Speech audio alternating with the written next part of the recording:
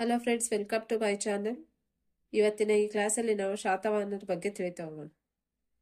ಈ ದಕ್ಕನ್ನಲ್ಲಿ ಸಂಪೂರ್ಣ ಕರ್ನಾಟಕವನ್ನ ಆಳಿದ ಮೊದಲ ರಾಜಮನೆತನ ಯಾವುದು ಅಂತಂತ ಹೇಳಿದ್ರೆ ಶಾತವಾಹನರು. ಇವರು ಮೌರ್ಯರ ಸಾಮಂತರಾಗಿದ್ರು. ಇವರ ಬಗ್ಗೆ ಅಶೋಕನ 12ನೇ ಶಿಲಾಶಾಸನದಲ್ಲಿ ಇವರನ್ನ ಆಂಧ್ರ ಭೃತ್ಯರು ಎಂದು ಕರೆಯಲ್ಪಟ್ಟಿದ್ದಾರೆ. ಇವರ ಮೂಲಗಳು ಮೊದಲು ಆಂಧ್ರ ಮೂಲದವರು ಎಂದು ತಿಳಿಯಲಾಗಿತ್ತು.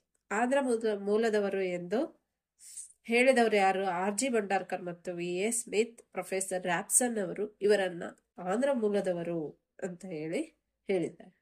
ಅದೇ ರೀತಿ ಇವರನ್ನು ಕನ್ನಡ ಮೂಲದವರು ಎಂದು ಕೂಡ ಕೆಲವೊಬ್ಬ ಇತಿಹಾಸಕಾರರು ಅವರ ಅಭಿಪ್ರಾಯವನ್ನು ವ್ಯಕ್ತಪಡಿಸಿದ್ದಾರೆ. H.B. ರಾಯ್ ಚೌಧರಿ ಮತ್ತೆ K.P. ಜೈಸ್ವಾಲ್ ರವರು ಇವರನ್ನು ಕನ್ನಡ ಮೂಲದವರು ಅಂತಂದೇಳಿ ಹೇಳಿದ್ದಾರೆ. ಅದೇ ರೀತಿ ಇವರ ರಾಜಧಾನಿ ಯಾವುದಾಗಿತ್ತು ಅಂತಂದು ಹೇಳಿದ್ರೆ ಪೈತಾನ. ಇದು ಮಹಾರಾಷ್ಟ್ರದಲ್ಲಿರುವಂತಹ ನಗರ. ಇದನ್ನ ರಾಜಧಾನಿಯನ್ನಾಗಿ ಮಾಡಿಕೊಂಡು ಅವರು ಆಡಳಿತವನ್ನು ನಡೆಸಿದ್ರು. ಅದಾದ್ಮೇಲೆ ಇವರ ರಾಜ್ಯ ಭಾಷೆ ಬಂದ್ಬಿಟ್ಟು ಮಹಾರಾಷ್ಟ್ರ ಪ್ರಾಕೃತ ಅನ್ನುವಂಥ ರಾಜ್ಯ ಭಾಷೆ ಇವರದಾಗಿತ್ತು. ಈ ಸಾಮ್ರಾಜ್ಯದ ಸ್ಥಾಪಕ ಯಾರು ಅಂತಂತ ಹೇಳಿದ್ರೆ ಸೀಮುಖ ಅಂತ ಹೇಳಿ. ಈ ಸೀಮುಖನಿಗಿದ್ದ ಬಿರುದುಗಳು ಯಾವ್ಯಾವುದು? ರಾಯಸೀಮುಖ.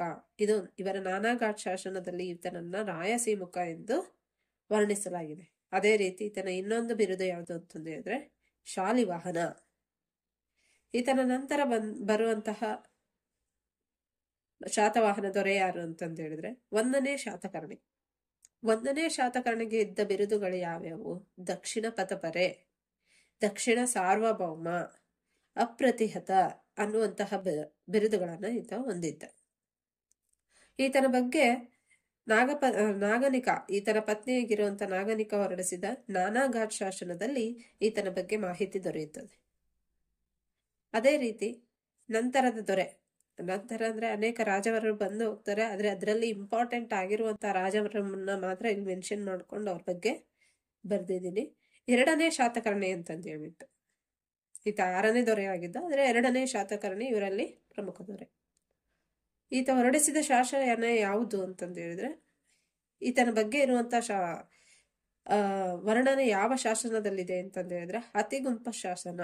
ಅತಿಗುಂಪ ಶಾಸನದಲ್ಲಿ ಕಾರವೇಲ ಇದನ್ನು ಹೊರಡಿಸಿದ್ದು ಕಾರವೇಲನ ಶಾಸನದಲ್ಲಿ ಈತನ ಬಗ್ಗೆ ಉಲ್ಲೇಖವನ್ನು ನಾವು ಕಾಣ್ತೀವಿ.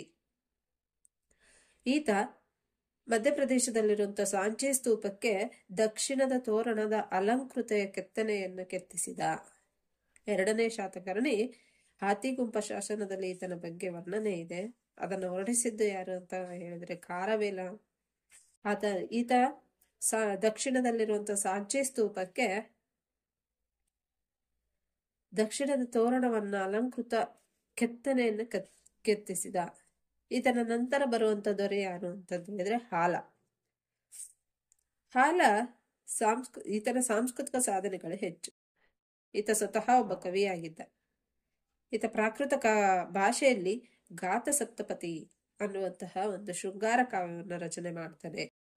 ಆತನ ನಂತರ ಗುಣಾಢ್ಯನ ಪೈಶಾಚಿ ಭಾಷೆಯಲ್ಲಿ ಗುಣಾಢ್ಯ ಬರುವಂತಹ ಪೈಶಾಚಿ ಭಾಷೆಯಲ್ಲಿ ಬರೆದ ಈತನ ಕಾಲದಲ್ಲಿ ಒಡ್ಡ ಕಥೆಯನ್ನು ಬರೆದ. ನಂತರ ಈತನ ಆಸ್ಥಾನದಲ್ಲಿದ್ದ ಇನ್ನೊಬ್ಬ ಪ್ರಮುಖ ಕವಿ ಯಾರು ಅಂತ ಹೇಳಿದ್ರೆ ಸರ್ವವರ್ಮನು ಕಾತಂತ್ರ ವ್ಯಾಕರಣ ಎಂಬ ಕೃತಿಯನ್ನ ಬರೆದ. ನಂತರ ಇವರಲ್ಲಿ ಪ್ರಮುಖ ದೊರೆ ಅಂತಂದು ಹೇಳಿದ್ರೆ ಗೌತಮಿ ಪುತ್ರ ಶತಕರ್ಣಿಯು ಈ ಶಾತವಾಹನ ವಂಶದಲ್ಲೇ ಪ್ರಸಿದ್ಧ ರಾಜನಾಗಿದ್ದ.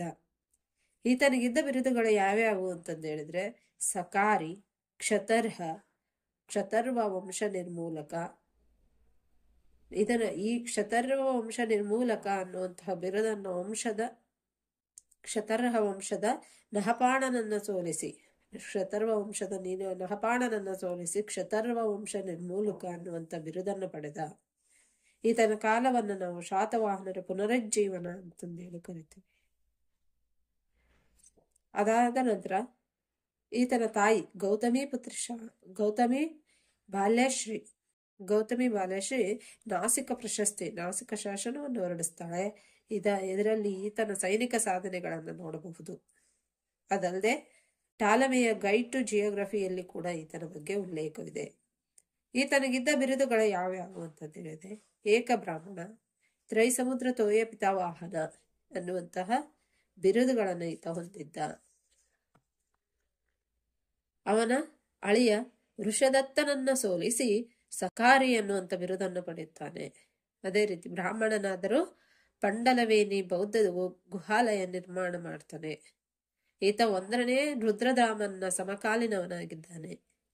ಅದ ನಂತರ ಬರುವಂತನು ವಶಿಷ್ಠ ಪುತ್ರ ಪುಲಮಾವಿ.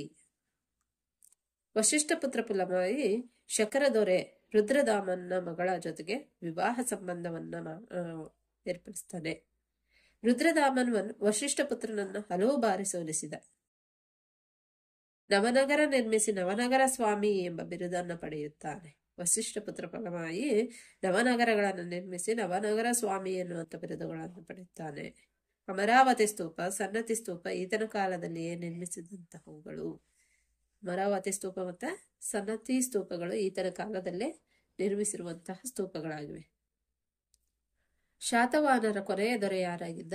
ಯಜ್ಞಶ್ರೀ ಶತಕರ್ಣಿಯು ಶಾತವಾಹನರ ಕೊನೆಯ ದೊರೆಯಾಗಿದ್ದ.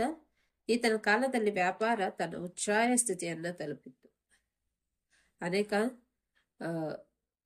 ಕಡೆಗಳಿಂದ ವಿದೇಶಿ ವ್ಯಾಪಾರಕ್ಕೂ ಕೂಡ ಹೆಚ್ಚು ಪ್ರೋತ್ಸಾಹ ನೀಡಿದ್ರು. ನಾಸಿಕ್, ಕಲ್ಯಾಣ್, ಬ್ರೋಜ್, ಭಟ್ಕಳ ವ್ಯಾಪಾರ ಕೇಂದ್ರಗಳು ಇವರ ಕಾಲದಲ್ಲಿನ ವ್ಯಾಪಾರ ಕೇಂದ್ರಗಳಾಗಿದ್ದವು.